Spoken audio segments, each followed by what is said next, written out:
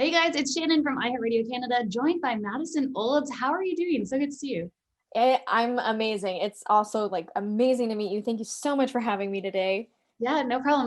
I'm sure that you're feeling like on cloud nine right now. Is that safe to say? I feel like I'm actually tripping over my words because I'm just like I'm vibrating. It feels like I'm in this ethereal state. I like nothing feels real right now. Yeah, I can only imagine. Okay, so to catch everybody else up, you are raising money for your boyfriend Derek to get a procedure that would help him walk again. Can you tell me a little bit about Derek's story and then what you've been doing to raise the money? Yeah, so Derek broke his back back in 2017 in April. He was racing motorcycles, and it's a complete spinal cord injury. So for those that don't know, it means complete sever, no attached anything, no chance of walking again. And we actually met after his accident, and the extreme optimist that I am and dreamer, I was like, that is not the fate that I'm going to take for you. There's something out there. I know there is.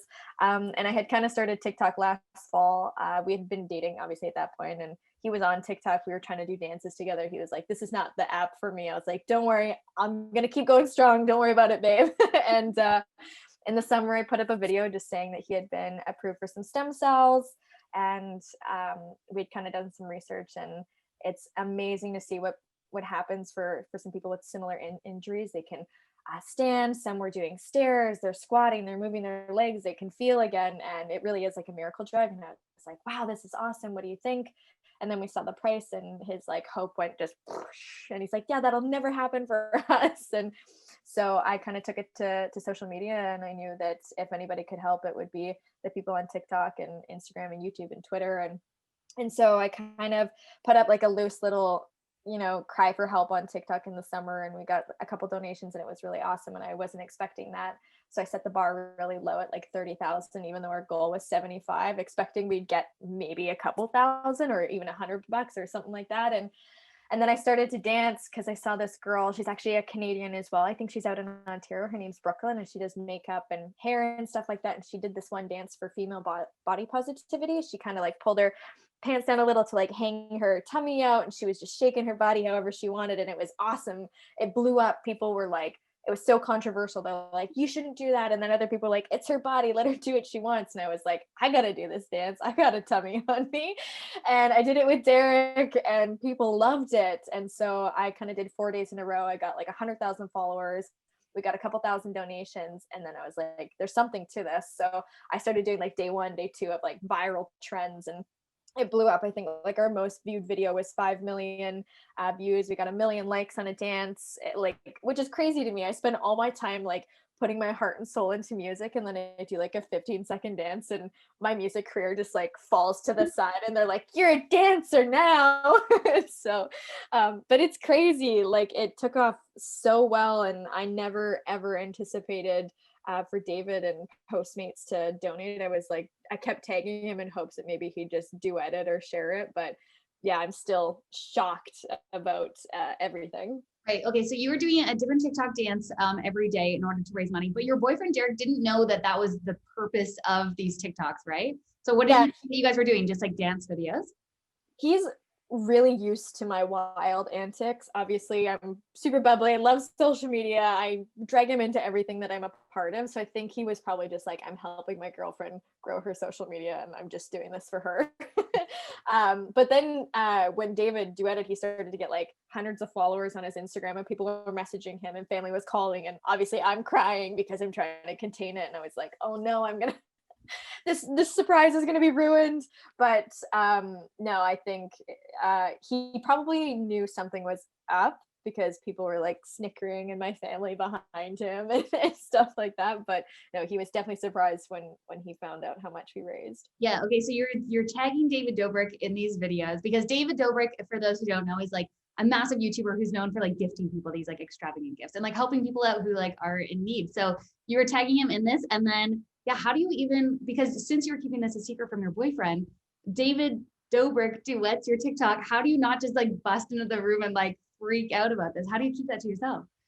I kind of just like screamed. I was just I was like, I needed to videotape it right away so that I could share it with him and like enjoy this moment. And so I was just like, okay, I'm going to get this out of the way. I had this elaborate plan of to like wrap inside a box, inside of a bag, and like let him open it on Christmas morning. And it was probably a lame way to share it with him, but he was still shocked. I know he would be speechless regardless of how I wrapped it or told him.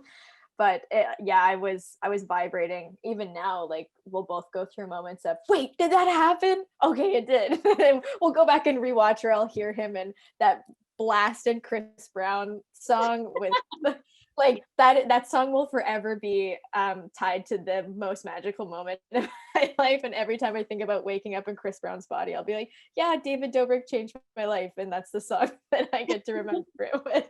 But I'll hear him in the living room, like listening to it and watching the video again. Yeah. Okay. So your goal was originally $30,000 because you were lowballing it, but technically 75,000 you said, and then David Dobrik donated $50,000 with the help of Postmates. So where are you guys at now?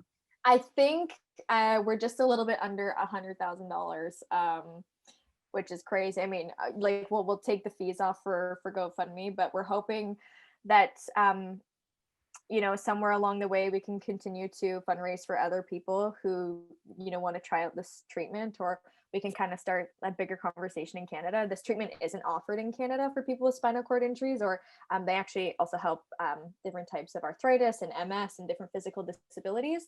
So our goal is to kind of make this a bigger conversation and kind of be an ambassador for the program and be the face to encourage people to chase a journey of recovery. So we definitely hit our goal, and we're hoping we can bless some people along the way. Totally. How's Derek feeling about everything? How's he doing? I think he's feeling like a superstar. He had his first ever radio interview this morning, and he's like, yeah, I did radio this morning, and he's so excited about it, and everybody's calling him, and it's great because all of this has been, behind his back. He hasn't seen the videos go viral. He hasn't been seeing all the people who are commenting and loving him. And so like, this is now his moment to be the superstar and to have all eyes on him. And I'm so excited to see him enjoy it. Yeah. Send him our love too. That's so exciting for him and both of you. Yeah. That's so great. How did you and Derek first meet? How did that all start? Tell us the love story.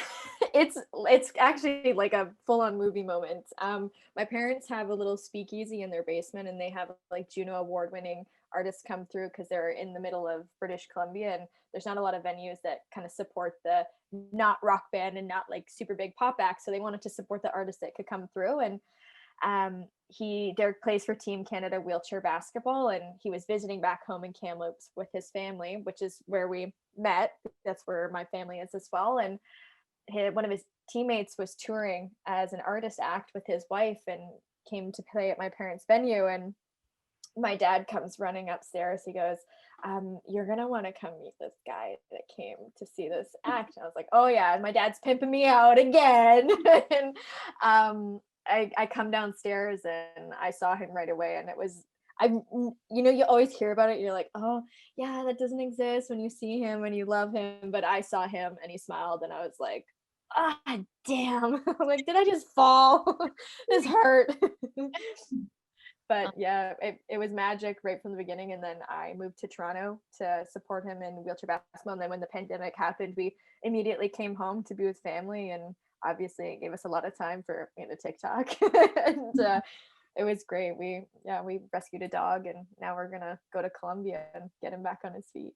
I love that so much. That's so sweet. Is that where your love for music comes from? The fact that your parents have the speakeasy and they're in that as well? Oh yeah, my dad studied jazz composition growing up his whole life. He did trumpet. He studied at Berkeley. He did Western, and then my mom did musical theater and performed. And actually, when they first met, they had their own entertainment company in Edmonton and like traveled to all the bars and played shows, and they had to set aside their dreams when they had my brother and I. So we actually play as a family band as well. We toured Asia, my brother on drums, my dad on bass, and singing some Bee Gees. So I probably wouldn't have chased music if it wasn't for my family. That's crazy. And you also happen to be our iHeartRadio feature star. I know. I saw the video go viral on TikTok, and then I was like, Madison Olds. And I was like, wait, is that the same Madison Olds that's our feature star right now? So how does it feel to have that?